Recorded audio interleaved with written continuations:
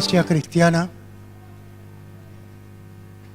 nuestra misión es anunciar que en Jesucristo hay vida nueva, hay paz y hay perdón, una nueva oportunidad de comenzar a vivir una vida nueva.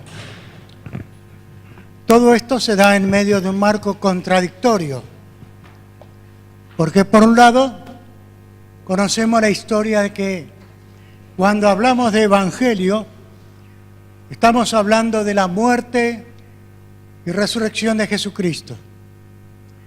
No una muerte cualquiera, no una muerte de alguien que merecía ser muerto, sino de alguien que ocupó tu lugar y mi lugar, porque al no tener pecado Él no podía morir. Sin embargo, Él entregó su vida para que vos y yo tengamos vida. Estos elementos que tenemos acá, 3 de estos, son símbolos de muerte. Los hombres se burlaron de Él, poniéndole una corona de espinas, un poquito más grande y con espinas más puntiagudas que estos. Además de azotarlo, de escupirlo, de hacer de Él un trapo de piso. Sin embargo, la dignidad de Jesús, en medio de todo ese escenario, se levanta con toda su majestad. Ni los latigazos, ni los vituperios, ni las burlas, ni ninguna de esas cosas que le pusieron encima pudieron doblegarlo. Él tenía una misión: morir en la cruz por vos y por mí. No podemos hablar de Evangelio si no hablamos de la cruz de Jesucristo, porque esos elementos son los distintivos del Evangelio de Jesucristo. Otros pueden mostrar blasones, guerreros, armas, águilas, leones. El cristianismo muestra unos clavos y una corona de espinas. ¡Qué contradicción! El hombre que se cree grande muestra cosas grandes. Jesucristo, que es realmente grande, muestra unos clavos y una corona de espinas.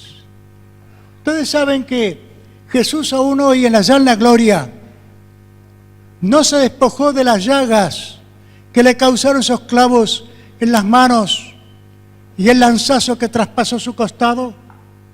¿Saben por qué? Son sus medallas. En el Apocalipsis dice que todo el cielo le rinde adoración porque Él ha vencido. Y no ha vencido con armas humanas, ha vencido por medio del amor, ha vencido por medio de la entrega, dándonos ejemplo a nosotros, los que nos llamamos cristianos, sus discípulos, de que tenemos que andar por el mismo camino. No podemos esperar aquí la gloria nos espera allá arriba, pero el camino a la gloria pasa por una cruz. Así que, mi hermano, así como hay muchos otros hoy en día que están siendo perseguidos por esta misma fe, en distintas partes del mundo, son torturados, son injuriados, son llevados a la cárcel, son finalmente muertos, como estamos viendo el video de ayer. Así que, hermanos, el cristiano no puede esperar aquí cosas lindas. Lo único que nos llena de gozo es tener la paz y el perdón de Dios. Y lo otro que nos causa gozo es ver que otros también, renunciando a los placeres de este mundo, deciden seguir estos mismos pasos de amor y sufrimiento. El apóstol Pablo decía: si sufrimos con Él, reinaremos también con Él. Pero primero el sufrimiento, luego el reino. Jesús, el Cordero de Dios, ¿por qué se le llama así?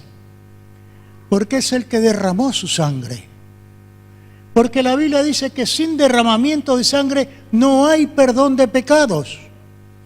Podemos buscar muchas vueltas. Podemos hacer que somos los mejores del mundo, que nos portamos bien, que no le hacemos mal a nadie. Y sin embargo eso no quita nuestro pecado. Podemos ofrendar sumas enormes de dinero. Podemos hacer el bien a toda la humanidad que nosotros querramos. Sin embargo, la Biblia dice que nuestro pecado sigue permaneciendo allí, porque el único detergente capaz de diluir la mancha de nuestro pecado es la sangre de Cristo.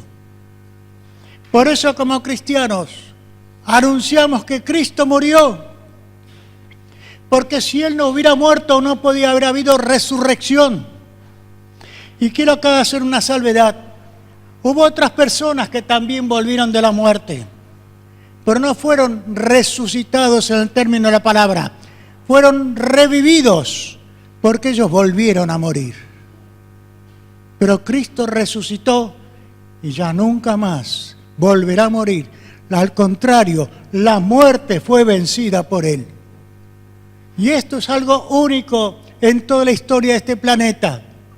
Solamente Jesucristo es el vencedor de la muerte. Por eso nosotros los cristianos no tenemos miedo a la muerte. Sabemos lo que nos espera del otro lado de esa puerta. Muchos que no tienen esta fe, cuando les hablamos de la muerte, nos cambian el tema. ¿Por qué? Porque la muerte causa temor, porque no hay esperanza, porque ahí se acaba todo. En el mundo antiguo decían eso justamente. No había esperanza, así que por eso decía, comamos y bebamos que mañana moriremos. Pero la fe en Jesucristo nos dice otra cosa totalmente diferente. Que hay una esperanza real, que tiene nombre propio y se llama Jesús. Y porque Él vive, nosotros también viviremos. Recordemos la misión de Jesús. Vino a este mundo para morir en nuestro lugar, para decirnos que Dios nos ama. Y no se quedó en palabras, se entregó a sí mismo por nosotros. Nosotros que teníamos sentencia de muerte, y todos aquellos que no recibieron a Cristo en su corazón como Señor y Salvador, están bajo esa sentencia de muerte. El Evangelio de Juan capítulo 3 nos dice que el que en Él cree no es condenado, pero el que no ha creído ya ha sido condenado. Y la única forma de escapar de esa condenación se llama Jesucristo. Por eso, como iglesia cristiana, no tenemos otro mensaje más que este. Y no estamos hablando de un Cristo muerto, sino un Cristo vivo, poderoso, que todavía tiene poder para transformar vidas, que todavía cambia corazones de piedra en corazones de carne que tienen sentimiento. Por eso nosotros adoramos, cantamos, y hay muchos de nosotros que siendo obligados dan también la vida con tal de permanecer fieles a este Jesús. A pesar de la persecución de estos últimos tiempos, la iglesia cristiana, especialmente en este día, con mayor énfasis, el día que celebramos la victoria de Jesús, el día de la resurrección, es un cántico de alabanza, porque las huestes de Satanás fueron vencidas, porque la muerte ya no causa temor. Jesús quitó el aguijón de la muerte. Para nosotros, más de una vez, leemos las palabras del apóstol Pablo, estar con Cristo es muchísimo mejor. ¿Por qué hablamos así? ¿Por qué pensamos así? ¿Por qué anhelamos eso? Porque estar con Cristo es muchísimo mejor. Si vamos un poquito a recordar lo que pasó en aquellas fechas, hace 2000 años atrás. Lo insultaron, le escupieron, le arrancaron las barbas, lo lastimaron. Ustedes saben cómo eran los azotes en ese tiempo. Eran unas tiras de cuero con unas puntas de plomo o hueso. que cada vez que se incrustaba en la carne, arrancaban pedazos de carne. Y fíjense una cosa, mientras lo estaban haciendo todo eso,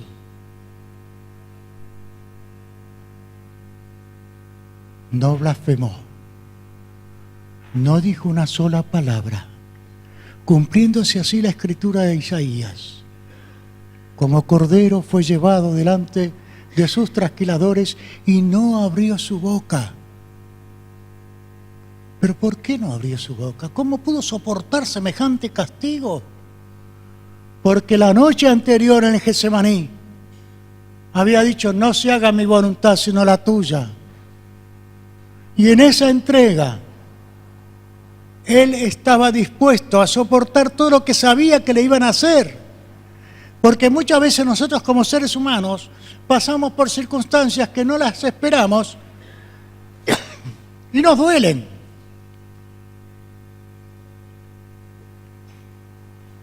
Y sin embargo él sabía lo que le esperaba, sabía que lo iban a castigar a full y que no iban a parar hasta darle la muerte. Sin embargo, se entregó. Por eso, mis hermanos, cada vez que nosotros leemos el sacrificio de Cristo, su entrega, en nosotros tiene que haber un sentido de adoración, de rendición, de dejar de pensar un poquito en nosotros mismos y pensar en Él, porque Él pensó en nosotros. Él no tenía por qué pasar por todo eso y sin embargo lo pasó, porque nos ama. A pesar de lo que somos, a pesar de lo que éramos, nos sigue amando. La Biblia dice: siendo aún pecadores, Cristo murió por nosotros. Qué amor tan grande, que las palabras humanas no alcanzan a describir. Nuestra mente no lo entiende. Hay que vivirlo para darse cuenta que es una realidad y no una historieta. Y para vivirlo, hay que encontrarse con aquel que vino a decirnos: yo te amo y que quiero que vengas conmigo a mi palacio cuando tengas que salir de este mundo con la muerte. Que no quiero que vayas al infierno, porque el infierno no lo hice para vos. El infierno fue hecho para el diablo y sus ángeles. Por eso, mis hermanos, los que hemos conocido este amor, estamos gozosos de entregarle nuestra vida. Estamos gozosos de entregarle nuestro futuro. Y no solamente el futuro aquí en la tierra, sino el futuro más allá. Porque tenemos una esperanza de más allá. No reencarnación, como nos decían, sino resurrección. La misma persona, la misma identidad, pero con un cuerpo transformado, semejante al de la gloria de Jesús. Por tanto, en esta semana que llamamos Santa, nosotros como cristianos redoblamos nuestros esfuerzos para que aquellos que nos rodean puedan conocer la médula de este mensaje y puedan saber que hay esperanza, una nueva oportunidad de vida. Y el cristiano es el ejemplo de vida que la gente quiere ver, de alguien que a pesar de que está cobrando por todos lados, por todas las cosas que le vienen, sin embargo se mantiene firme en la fe. El único que puede dar sostén y fuerza en ese tiempo es el Espíritu de Dios, que viene a nuestro corazón cuando entregamos nuestra vida a Jesús. Vamos a leer unos pocos versículos en el Evangelio según San Juan, capítulo 19.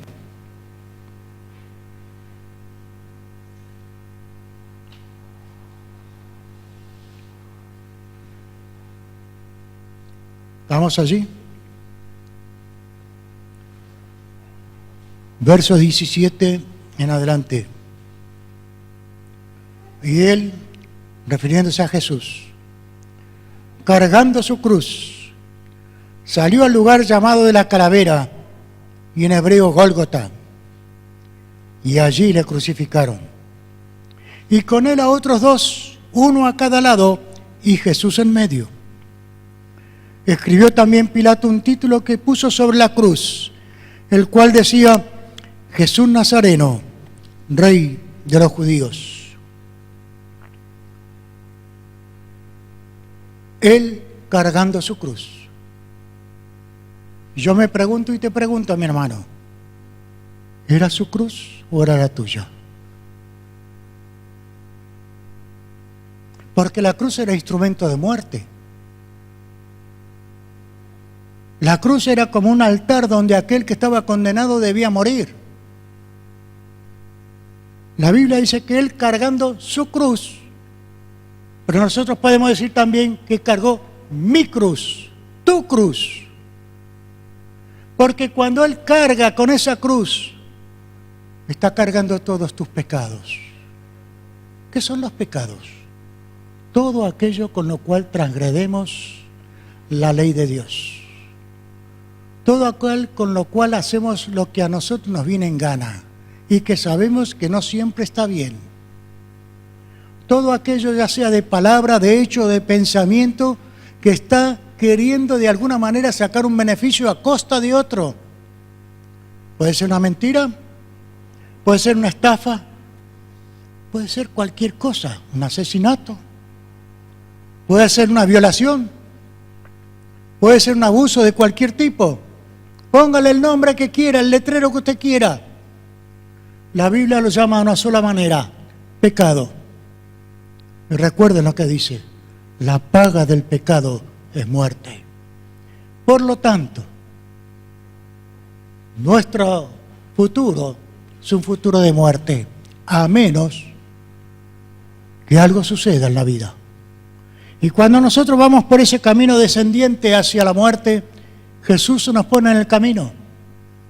Y Él toma todo eso que nosotros hemos hecho en forma de cruz y se lo carga. No esquivó el bulto, tomó tu cruz. Él sabía que tenía que hacer eso y lo hizo. No dijo como a veces decimos nosotros: ¿y por qué yo? ¿No puedo hacerlo el otro? ¿Qué tengo que ver si yo no hice mal a nadie? Sin embargo, Él lo hizo. Tomó tu pecado y lo cargó como si fuera de Él. ¿Y a dónde fue? ¿De paseo? ¿De picnic? Se dirigió a la muerte. Se dirigió a la muerte. Y lo hicieron recorrer por casi toda la ciudad de Jerusalén para que todos pudieran verlo. Cargando una cruz muy pesada, de tal manera que en algún momento tuvo otro que tomar esa cruz y ayudarlo a llegar hasta la cumbre del monte Gólgota. Y allí, en el Calvario, Él se dirigió a la muerte para que tú y yo vayamos a la vida. ¿Qué diferencia? ¿Cuánto pagaste para ser salvo, mi hermano? ¿Cuánto tuviste que poner para que tu pecado sea borrado? En otros tiempos había algunos que vendían unos documentos que decían: bueno, por tanta plata tus pecados son perdonados. ¿Pero es cierto eso? ¿Es así? ¿Tan sencillo? ¿Qué entonces de aquel que no tiene dinero? ¿Qué va a hacer? ¿No tiene salida? Pues la salvación que ofrece Dios no es así. Dios no quiere tu dinero. Dios quiere tu vida. Una vida a cambio de la de Jesús. Él te saca del infierno para que tú vayas al cielo. Él te saca de tu vida sin esperanza, vacía, para que tengas un rumbo, tengas una misión que cumplir y poder decirle al otro que está a tu lado, que estaba en las tinieblas como vos estabas hasta hace poco tiempo atrás: vení conmigo, te voy a presentar a alguien que me cambió la vida. Pero ¿sabes qué? No te va a pedir nada. ni dinero, ni ninguna otra cosa. Te va a pedir tu vida. Toda tu vida. Para que Él la utilice. Y al utilizar tu vida, puedas sentirte gozoso, privilegiado, de ser utilizado por el Rey de Reyes, el Rey del Universo, para que otro también pueda tener la misma esperanza que anida en tu corazón. Rodeado de delincuentes, fue clavado en una cruz. Y sin embargo la Biblia dice que nunca hubo en Él maldad ni engaño. ¡Qué paradoja! ¿Y qué pasó estando en la cruz?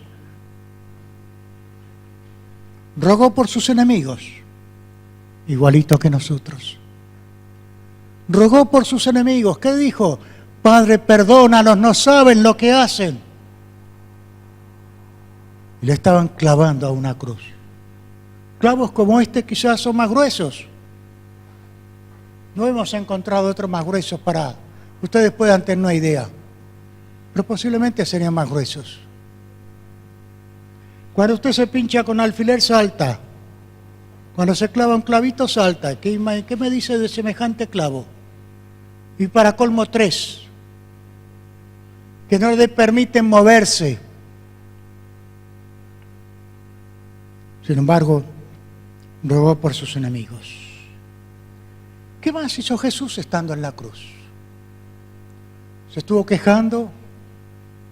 No, fíjense lo que hizo. Uno de los ladrones que estaba con él, que lo estaba insultando igual que el otro, vio algo en Jesús que el otro no vio. ¿Y qué le dijo? Lo reconoció como rey, como Mesías, y le dice, acordate de mí cuando vengas en tu reino. ¿Cómo?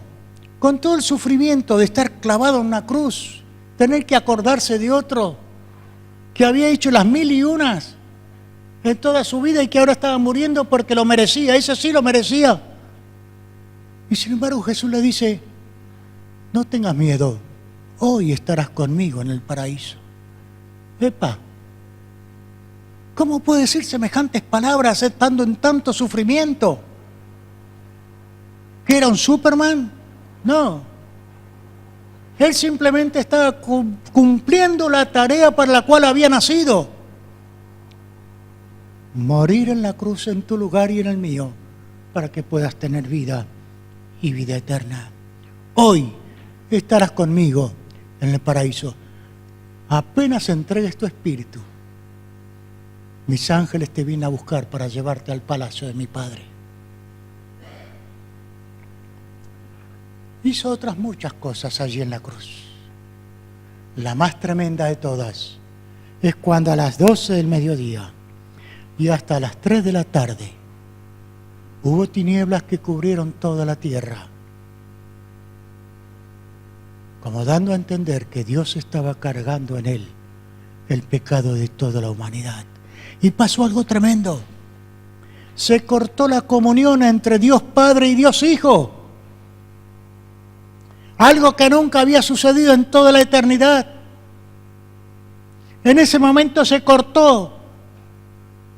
Dios Padre estaba castigando a su propio Hijo, porque su propio Hijo era la personificación del pecado de toda la humanidad, el tuyo y el mío incluidos.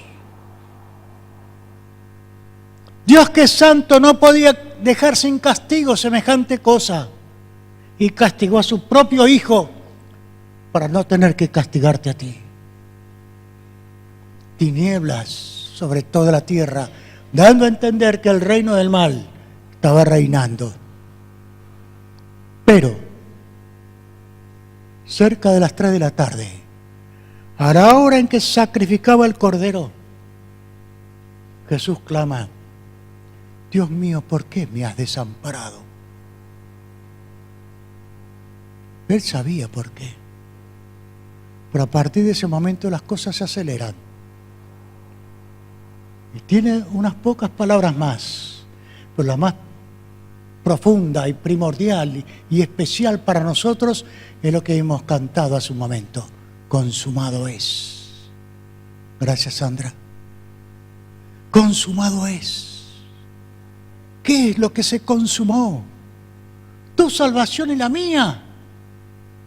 Que ahora hay un camino abierto a la presencia de Dios. Que nos podemos acercar confiadamente ante el trono de la gracia y encontrar socorro.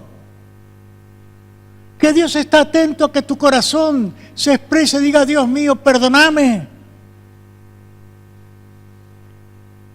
Y cuando tu corazón se expresa así, el perdón viene. ¿Por qué? Porque Jesús pagó tus culpas frente a Dios. ¡Qué hermosa palabra! Consumado es. Ya está. Y a partir de ese momento las tinieblas desaparecen. Vuelve a salir otra vez el sol. Pero Jesús dice: Padre, en tus manos encomiendo mi espíritu. Fíjense lo que dice: en tus manos encomiendo mi espíritu. No es que Él murió a causa de todo lo que había sufrido.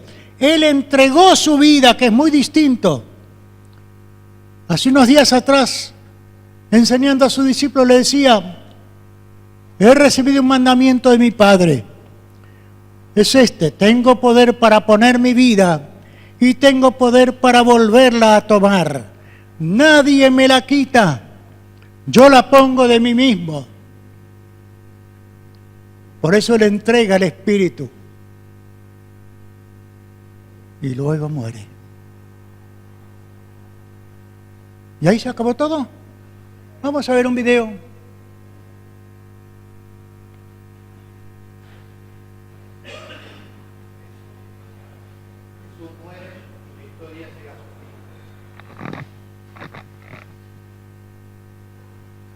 Llega el viernes y Jesús es llevado atado ante Pilatos por los líderes de la política judía del momento, los principales sacerdotes, los ancianos, los escribas y todo el concilio. Marcos 15:1. Ellos hubieran matado a Jesús si hubieran podido hacerlo. La ley romana, sin embargo, se reservaba para sí el derecho a la pena capital. Los principales entre los judíos no tuvieron más remedio que llevarlo a Pilatos para que él decretara la muerte. Pilatos no tenía nada contra Jesús. Él pensaba que todo esto eran cuestiones de judíos y no quería quedar involucrado. Pilatos se extrañó mucho que Jesús no presentara ninguna defensa de sí mismo, lo cual le daba menos deseos de condenarlo.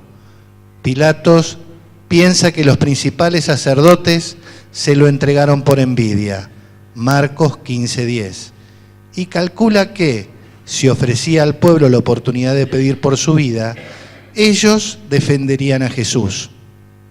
Por eso, ofrece soltarles un preso. Los principales sacerdotes, sin embargo, no se quedaron quietos. Ellos incitaron a la multitud, Marcos 15:11, para que no solo pidieran por otro preso, Barrabás, sino que pidieran a gritos la crucifixión del Señor. Marcos 15:12 al 14. Sin otro escape, Pilatos entregó a Jesús para que fuera crucificado, no sin antes azotarlo, como era la costumbre. Al llegar al pretorio, tuvo que sufrir el insulto y el escarnio de los soldados. Le vistieron burlonamente de púrpura, color distintivo de las vestiduras reales. Le coronaron con espinas, le golpearon la cabeza con una vara, le escupieron y, como Pilatos había ordenado, le azotaron. Cuando los muchachos tuvieron lo suyo, lo sacaron para crucificarlo al lugar que se llama de la calavera, en hebreo Gólgota. Le dieron vino con mirra, como era la costumbre, aunque él no lo tomó, y echaron sus vestidos a suerte entre ellos. A las 9 de la mañana, la hora tercera, Marcos 15:25, lo crucificaron entre dos ladrones. Pilatos había resumido la causa de su muerte: el rey de los judíos. En la cruz los insultos no cesaron. Los que pasaban lo insultaban.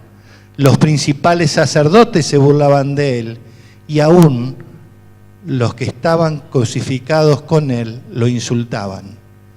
El Hijo de Dios, Rey de Reyes y Señor de Señores, entregado a la más baja de las vejaciones posibles, en un instrumento de tortura por excelencia como la cruz, antes de dar su vida en rescate por muchos. Marcos 10:45. Sufrió en carne y en espíritu la más profunda necedad de la raza humana.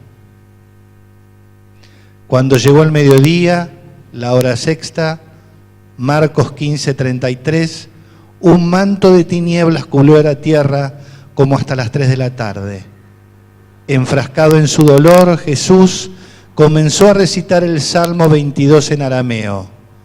Por la similitud de las palabras, los que escucharon pensaron que llamaba al profeta Elías para que lo salvara.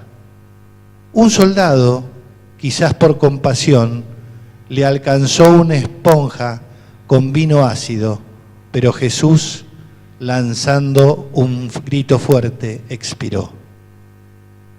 Al morir, el velo del templo que separaba el lugar santo del Santísimo, el mismo velo sobre el cual los sacerdotes rociaban la sangre de los corderos inmolados en la Pascua, se rasgó de arriba a abajo. La sangre del Cordero de Dios que quita el pecado del mundo era demasiado pesada para un débil velo religioso. El jefe de la guardia romana, que había comandado la crucifixión aquel día, no pudo menos que reconocer, verdaderamente, este hombre era el Hijo de Dios. Marcos 15:39. A las 6 de la tarde, cuando llegó la noche, Marcos 15:42, quizá advertido por las mujeres que habían estado mirando desde lejos la crucifixión, Marcos 15:40 al 41, un discípulo secreto de Jesús, José de Arimatea, que Marcos 15:43 describe como un miembro noble del concilio, pidió a Pilatos el cuerpo de Jesús. Lo bajó de la cruz, lo envolvió en una sábana y lo puso en un sepulcro clavado en una peña sobre cuya entrada hizo rodar una gran piedra. El Señor había muerto. A todas luces, ¿la historia había llegado a su fin? ¿La historia ha llegado a su fin? Humanamente pareciera que sí. Humanamente vamos a ver que no. Porque todo era necesario que todo esto pasara. Y de acuerdo a las mismas palabras de Jesús, al tercer día resucitaré. ¿Qué pasó al tercer día? Al tercer día el Señor sale del sepulcro, hace que sus ángeles quiten la piedra para que los discípulos de Jesús puedan entrar y ver que el lugar está vacío. Al tercer día Jesús se aparece en repetidas ocasiones a aquellos que le conocían. El autor de la vida venció a la muerte. No podía ser de otra manera. Y esa victoria todavía está vigente para ustedes y para mí. Se apareció a los suyos. ¿A quiénes?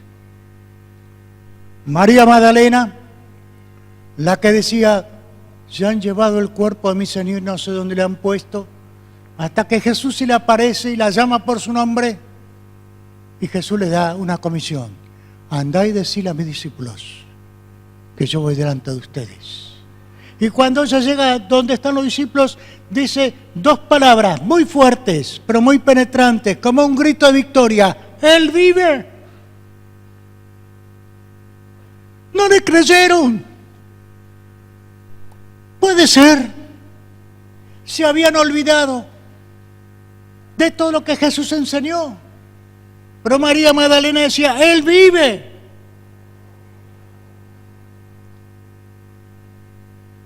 ¿A quién más se le aparece? Habían ido unas mujeres a ungir el cuerpo de Jesús y encuentran que la piedra está corrida y la tumba está vacía. Y cuando están allí se le aparecen dos ángeles con el mensaje cristiano de todos los tiempos: ¿Por qué buscan entre los muertos al que vive? Y también tiene una comisión. Al salir de allí se encuentran con el mismo Jesús que le dice, vayan y díganme a mis hermanos que voy delante de ellos. Ese mismo día, ¿a quién se le aparece? ¿A quién uno menos podría imaginar? Nada menos que a Simón Pedro, el que le había negado 3 veces. Porque Jesús se acuerda de sus ovejas lastimadas y va a buscarlo.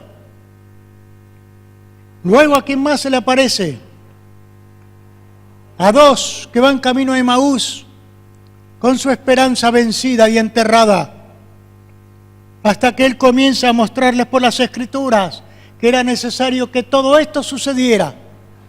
Y luego, cuando le reconocen y Él desaparece, ellos se dicen el uno al otro, ¿no ardía en nosotros nuestro corazón mientras nos abría las Escrituras? Por supuesto que sí. Porque Dios quita la desesperanza y el frío del corazón y los calienta con la presencia de su Santo Espíritu.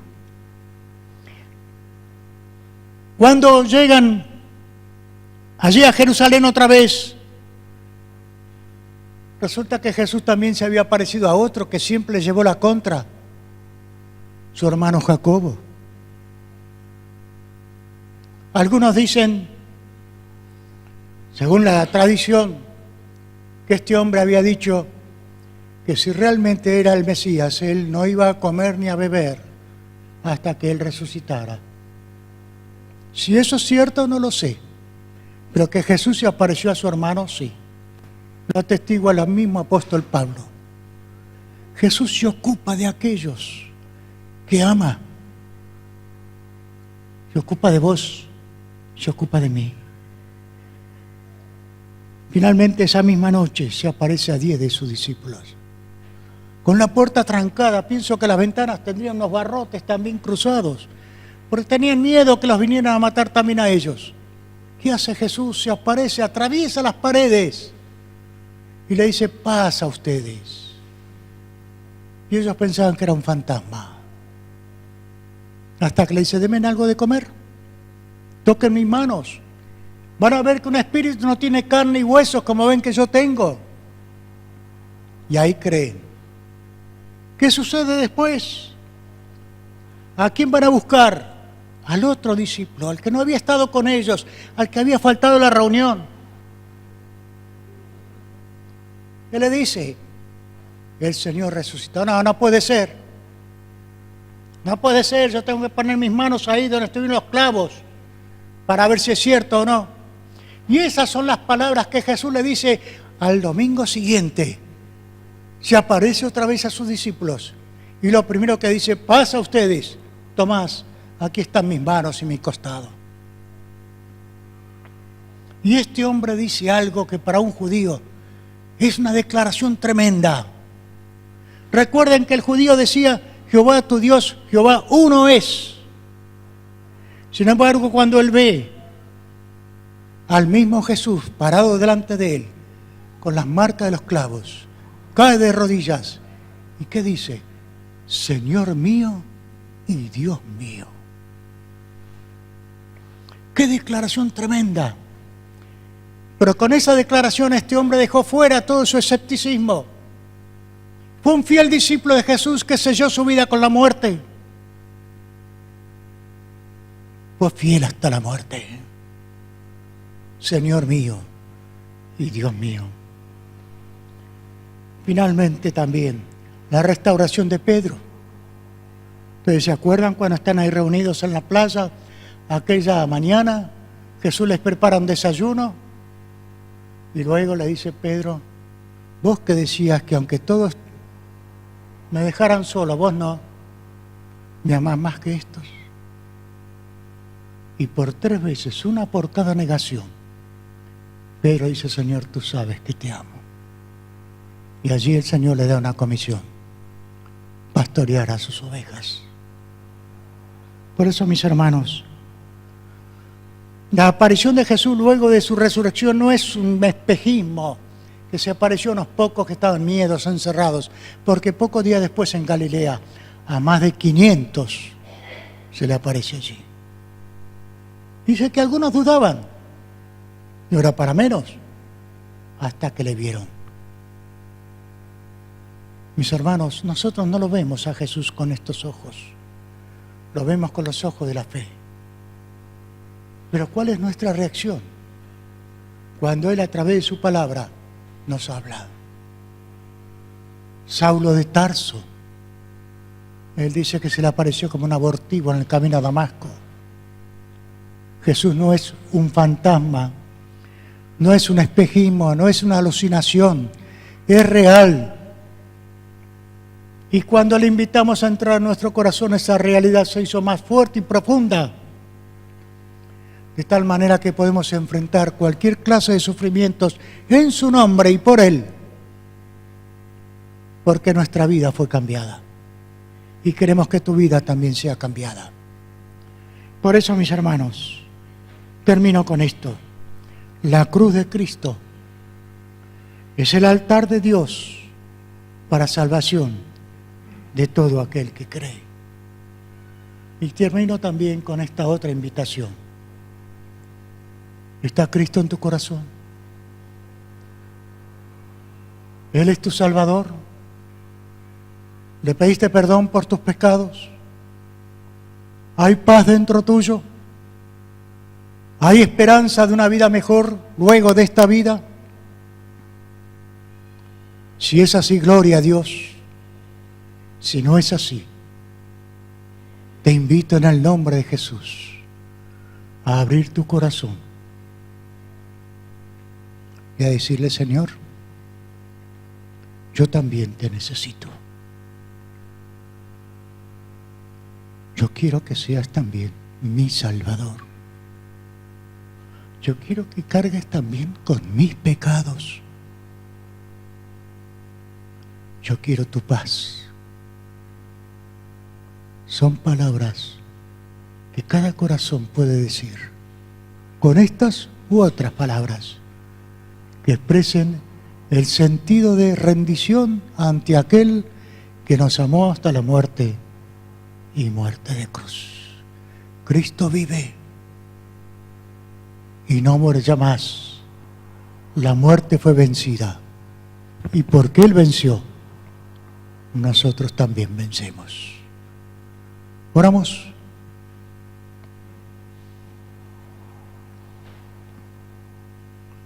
Dios de amor y de misericordia, en este día tan especial, para ti y para nosotros, no podemos menos que adorarte. No podemos menos, Señor, que rendirte otra vez nuestras vidas, para que tú las utilices para la extensión de tu reino en otros corazones, para que no haya nadie que pueda decir: nadie me habló, sino que por el contrario, como iglesia cristiana, queremos que nuestro mensaje sea sencillo y claro, para que nadie pueda dudar, porque Él cambió nuestras vidas y quiere cambiar la vida de aquel que se acerca a Él.